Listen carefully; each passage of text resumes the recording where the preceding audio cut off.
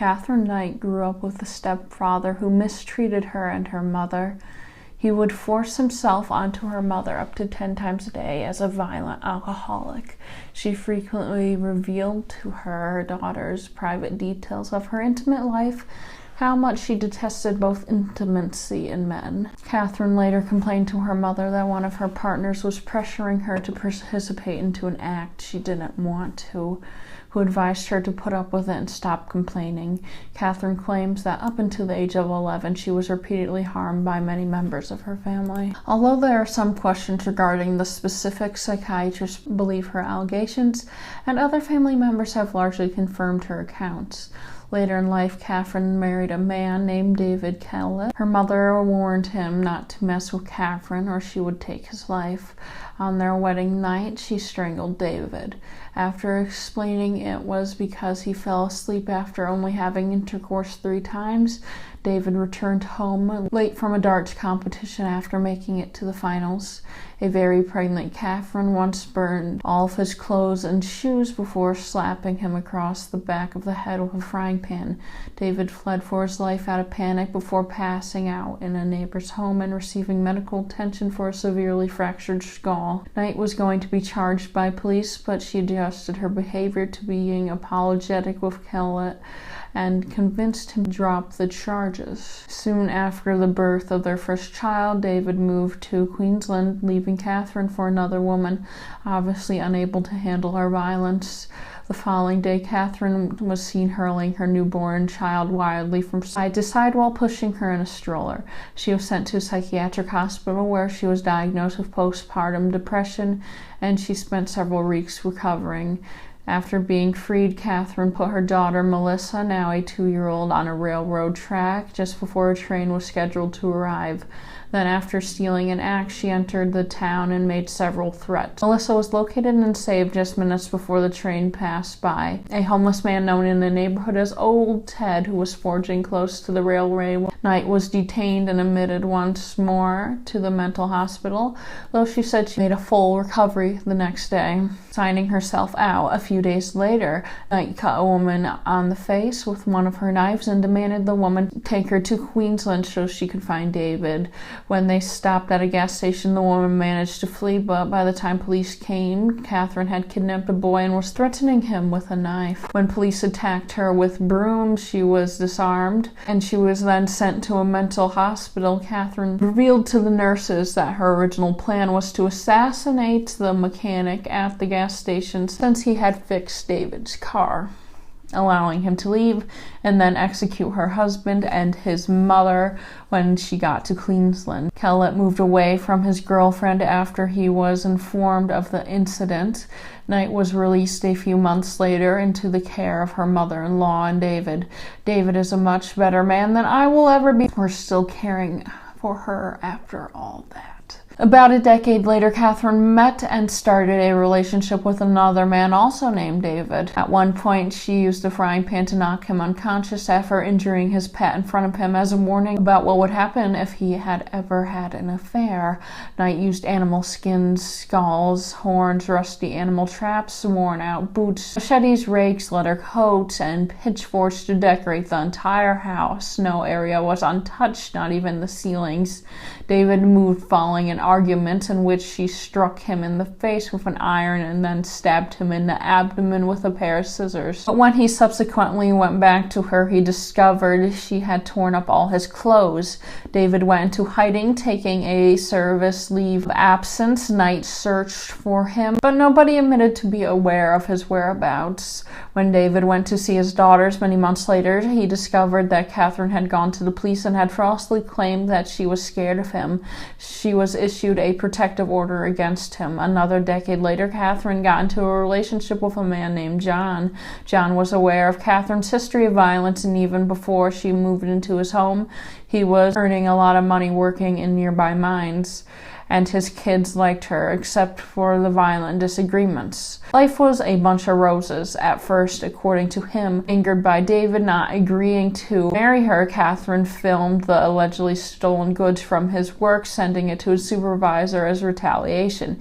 He was fired from the position he held for 17 years despite the fact that the goods were outdated medical kits that he had salvaged from the company trash. He kicked her out that day and she went back to her own house while the community gossiped about what she did. A few days later, John chose to get back into the relationship, but this time he wouldn't let her live with him. I have no idea why he would go back to her. Maybe she was more often intimate with him than other women were.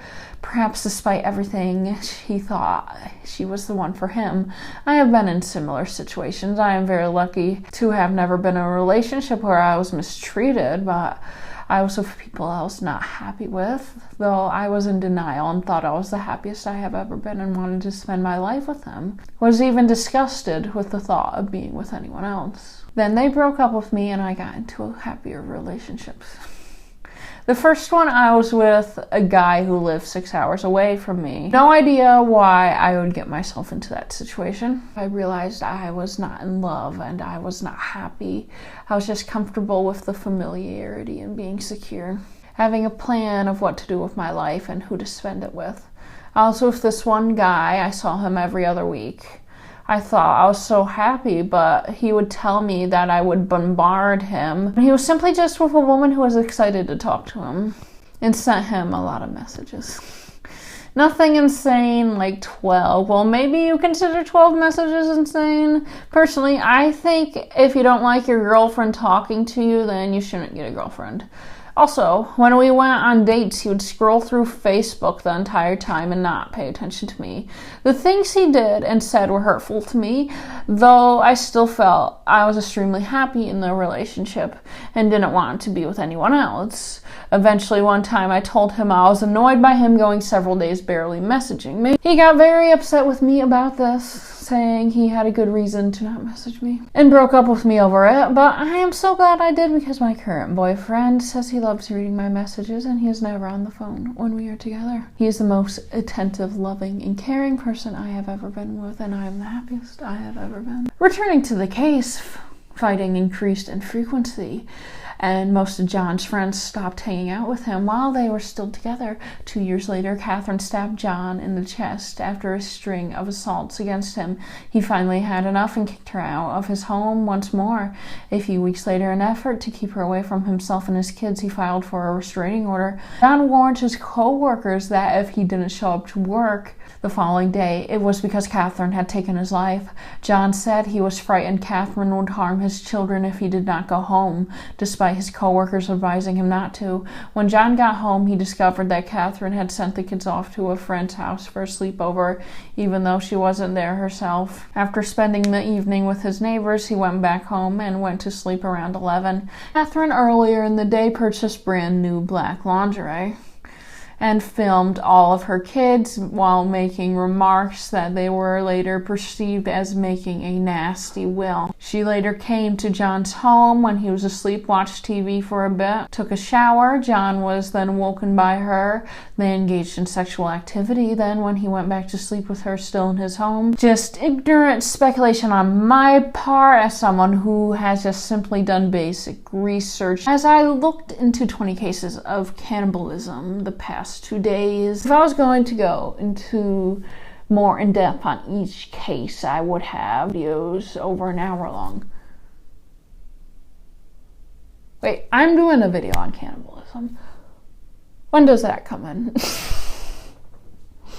Haven't got to that part of the case yet. Anyway, I reiterate, just ignorant speculation. Seems like some men stay in relationships with women who treat them poorly because the sex is good, and compared to men, there are a lot less women who want to have a lot of sex. I agree that sex is an important part of a relationship, but you also need to be with someone who respects you and you enjoy being with outside of the bedroom. Never be with someone who would raise their voice at you in hostility, swear at you, or call you names. Oh wait, I'm describing my mother.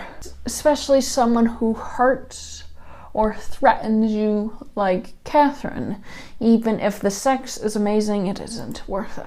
For me personally, I stay in relationships because I foolishly think it's going to work out and we will be happy and spend our lives together.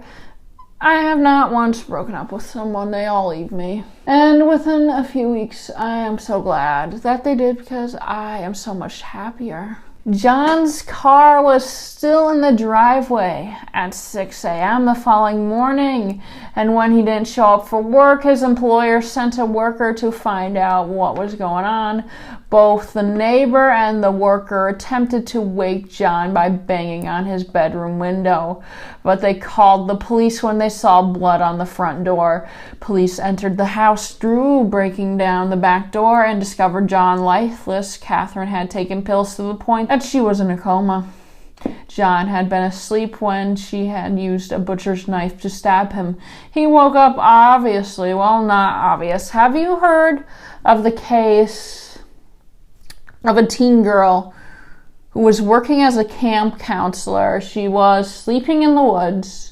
She was having a dream of a thorn crown piercing her head. Eventually, she woke up and discovered a fox was biting her head. She did not wake up immediately.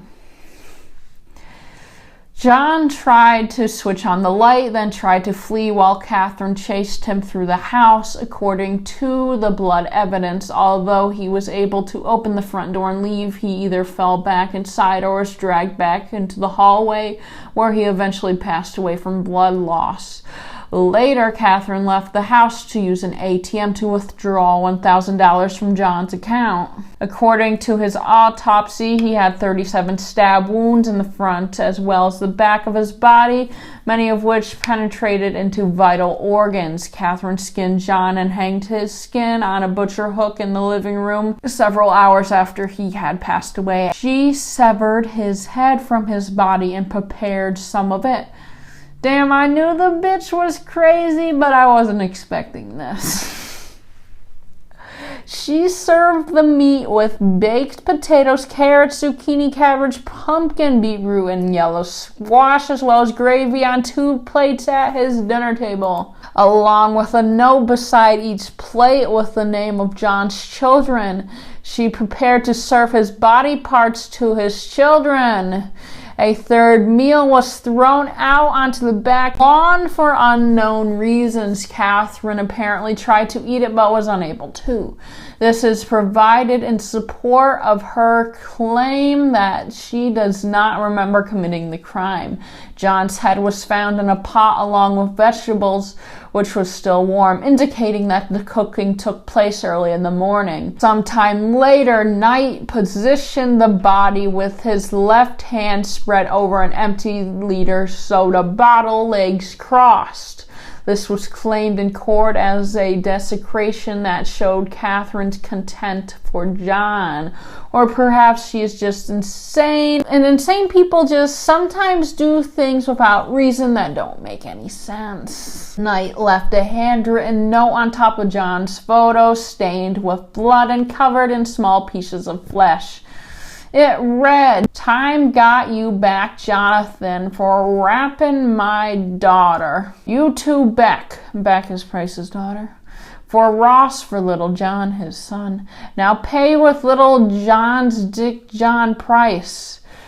Knight's initial offer to plead guilty to manslaughter was rejected. Just a year later, after the crime, she was charged, to which she pleaded not guilty.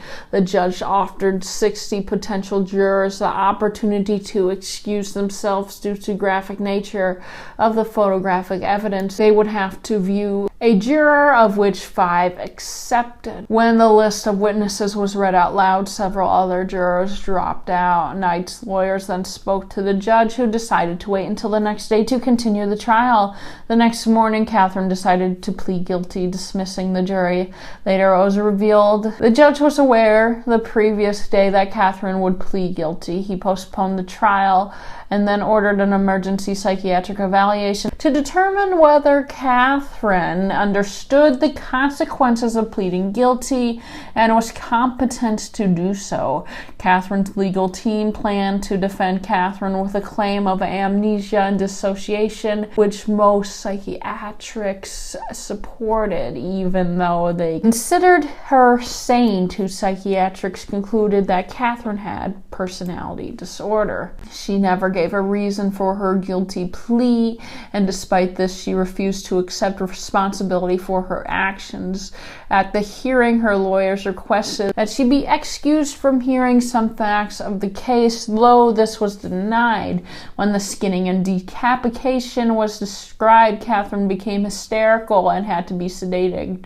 The judge decided that the nature of the offense and her lack of remorse called for a severe sentence. He sentenced her to life in prison, refused to confirm the period she had to serve without option for parole, and ordered her papers to be marked definitely never to be paroled. It was the first time a woman was suggested by a judge to never be paroled in Australian history. In June 2006, about 5 years after her sentencing, Catherine appealed the life sentence, arguing that life in prison without possibility of parole is too harsh for taking someone's life. This was appealed, one of the judges writing, "This was an appalling crime, almost beyond contemplation in a civilized society." Catherine was portrayed as a vengeful and cruel woman who hurt anyone who crossed her path. However, watching her sit in the dock during the trial, many commented that she looked like someone's mother, a toned and delicate-looking woman who had the facade of a monster. After John filed for a restraining order, Catherine began planning how he would pass, buying a sexy black nightgown for the night and put the butcher knife in the bedroom. She also made sure that she had pots big enough for a human head and that the knives were sharp enough. Even planning taking his life, and the mutilation was said to be a pleasant feeling for her. The pair had pleasant sex in the bedroom of John's home. What was her reason for doing this? Did she want to use him for pleasure one last time? Why would he allow her in his home and fall asleep next to her when he was fully aware of her capabilities? Catherine inflicted the first of 37 stab wounds while he was still in bed, using the butcher knife she had placed by the bed earlier. She saw the fear in John's eyes before he tried to run out of the house. After dragging him back into the house, she stabbed him 36 more times. She generally enjoys hurting people, inflicting pain and fear onto them. As the judge in the case said, the last minutes of John Price's life must have been a time of abject terror for him, as they were a time of utter enjoyment for her. She has not expressed any contrition or remorse, and if released, she poses a serious threat to the security of society. After John's passing, Catherine began methodically skinning the body and peeling off all the skin, including the face, ears, scalp, and neck. She left only a small inch of skin on his body, where he had a scar from her stabbing him long before, sort of like a sick trophy. She then hung his skin. The skin was removed so skillfully, as Catherine worked as a meat cutter in slaughterhouses for years. Catherine took her time and carefully desecrated him. Her sheer pleasure in the crime, both while taking his life and tampering with his body, set her up for being recognized as one of the most brutal criminals in Australian history.